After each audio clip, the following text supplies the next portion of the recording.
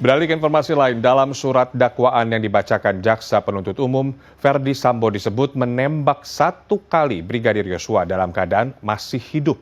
Sambo menembak bagian belakang kepala Yosua untuk memastikan korban meninggal dunia. Usai membunuh Yosua, Sambo dan istrinya Putri Chandrawati memberikan amplop berisi uang dolar Singapura senilai 2 miliar rupiah kepada terdakwa Ricky Rizal, Kuat Ma'ruf, dan Richard Eliezer.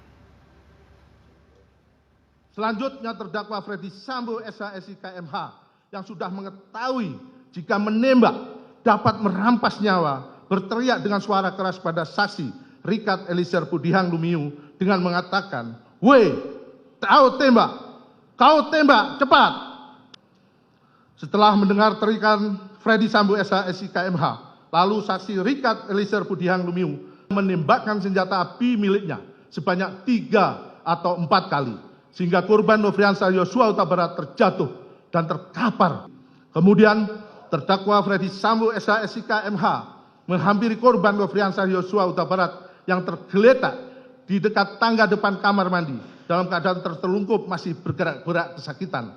Lalu untuk memastikan benar-benar tidak bernyawa lagi, terdakwa Ferdy Sambo SH SIK MH yang sudah memakai sarung tangan hitam menggenggam senjata api dan menembak sebanyak 1 kali mengenai tepat kepala bagian belakang sisi kiri korban Nofriansah Yosua Huta Barat hingga korban meninggal dunia. Kemudian terdakwa Ferdy Sambo memberikan amplop warna putih yang berisikan mata uang asing bentuk dolar kepada saksi Ricky Rizal Wibowo dan saksi Kuat Ma'ruf dengan nilai masing-masing setara dengan 500 juta rupiah. Sedangkan saksi Richard Eliezer Pudihang Lumiu dengan nilai setara dengan 1 miliar rupiah. Dan amplop yang berisikan uang tersebut diambil kembali oleh terdakwa Ferdy Sambo dengan janji akan diserahkan pada bulan Agustus 2022 apabila kondisi sudah aman.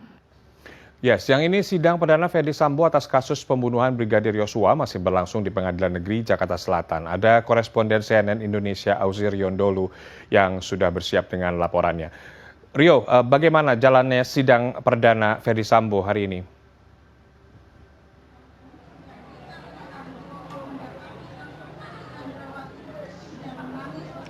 Rio? Ya, selamat siang Taufik. Benar sekali bagaimana sidang saat ini masih terus berlangsung dengan agenda pembacaan eksepsi dari penasihat hukum ataupun kuasa hukum dari Ferdy Sambo. Bagaimana kita mengetahui secara bersama-sama bahwa sidang pada hari ini telah dimulai sejak pada pukul 10 pagi hari tadi waktu Indonesia Barat dengan diawali dengan mendengarkan atau pembacaan surat dakwaan yang dibawakan oleh jaksa penuntut umum.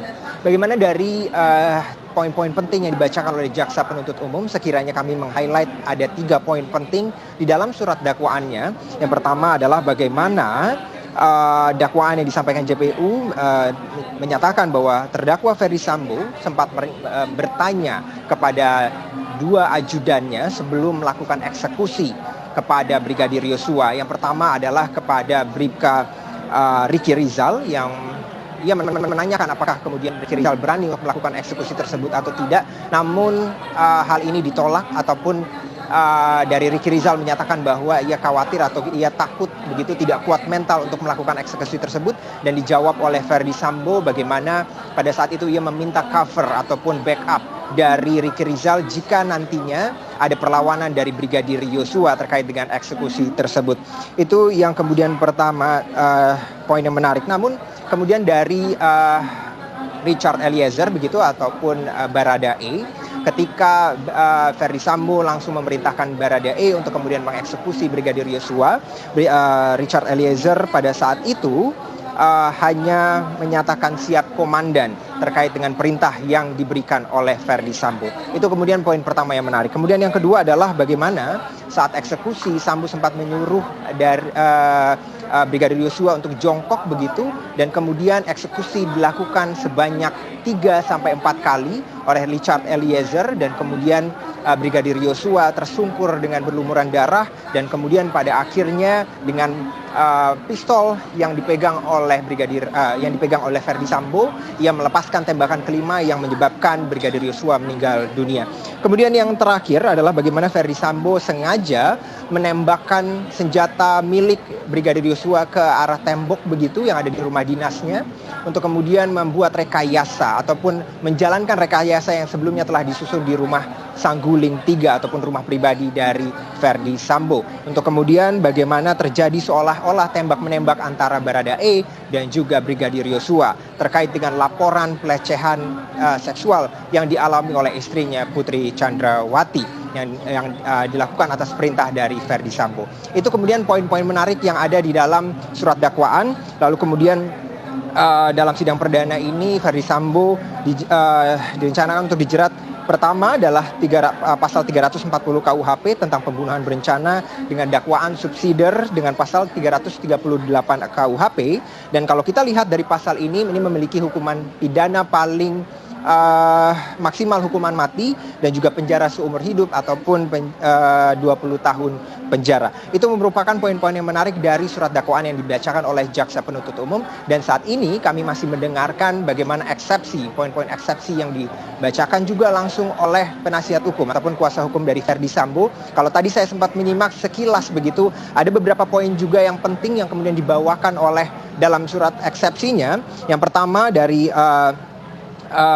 kuasa hukum menyatakan bahwa ringkasan surat dakwaan tidak mengurai peristiwa secara utuh. Bagaimana laporan yang disampaikan oleh ataupun surat dakwaan yang disampaikan oleh jaksa penuntut umum ini hanya berdasarkan pada satu narasumber saja, yakni adalah Richard Eliezer ataupun Baradae, tanpa mempertimbangkan saksi-saksi yang lainnya. Lalu kemudian JPU juga dinilai tidak cermat dan tidak jelas, bahkan cenderung berdasarkan opini dalam menyampaikan surat dakwaannya, karena berdasarkan fakta latar belakang alasan terdakwa dan rombongan ke Magelang, JPU tidak menjelaskan alasan ribut antara Yosua dan juga Kuat Ma'ruf pada tanggal 7 Juli 2022 dan hanya berdasarkan asumsi yang disampaikan di dalam surat dakwaannya. Kita masih menunggu bagaimana surat eksepsi ataupun pembacaan eksepsi yang disampaikan oleh kuasa hukum dari Verdi Sambo, yang kita juga masih belum mengetahui secara pasti akan selesai pada pukul berapa pada satu terdakwa yang dilangsungkan pada hari ini, karena kita ketahui bersama bahwa pada hari ini masih ada 3 terdakwa lainnya yang akan dilangsungkan persidangan pada hari ini di Pengadilan Negeri Jakarta Selatan. Taufik. Ya, baik, terima kasih Ausirio Ndolu dari Pengadilan Negeri Jakarta Selatan atas laporannya. Sidang perdana kasus pembunuhan berencana dengan terdakwa Verdi Sambo CS digelar di Pengadilan Negeri Jakarta Selatan Senin pagi. Warga ramai mendatangi ruang sidang, bahkan ada yang berasal dari luar Jakarta. Sementara itu Komisi Yudisial menyatakan akan memantau proses persidangan dan memastikan majelis hakim tetap berpedoman pada kode etik selama menjalankan tugas. Sidang perdana kasus pembunuhan berencana yang menewaskan Brigadir Yosua digelar di ruang sidang utama Pengadilan Negeri Jakarta Selatan Senin pagi. Sidang kali ini beragendakan pembacaan dakwaan. Selain Verdi Sambo, 3 terdakwa lain diantaranya Putri Chandrawati, Ricky Rizal, dan Kuat Ma'ruf juga akan menjalani sidang perdananya. Sidang yang diagendakan dimulai pukul 10 pagi dibanjiri pengunjung. Mereka adalah warga yang antusias menyaksikan proses persidangan secara langsung. Endeh Ahmad misalnya, berangkat dari rumahnya di Kabupaten Garut, Jawa Barat pada Senin dini hari. Pria Parubaya ini rela datang ke Pengadilan Negeri Jakarta Selatan untuk melihat langsung bagaimana para terdakwa diadili atas perbuatannya. Kalau menurut agama Islam, membunuh seorang sama dengan membunuh sealam dunia. Memberikan kebaikan seorang sama memberikan kebaikan seluruh alam dunia, begitu. Nah itu, dan jenderal itu seharusnya memberi contoh, bukan memberi teladan yang tidak baik, begitu. Sementara itu, Komisi Yudisial juga hadir untuk memantau jalannya proses persidangan. Wakil Ketua Komisi Yudisial M. Taufik Hazet menegaskan, Komisi Yudisial telah menyiapkan tim yang akan mengawasi bagaimana majelis hakim menjalankan tugasnya.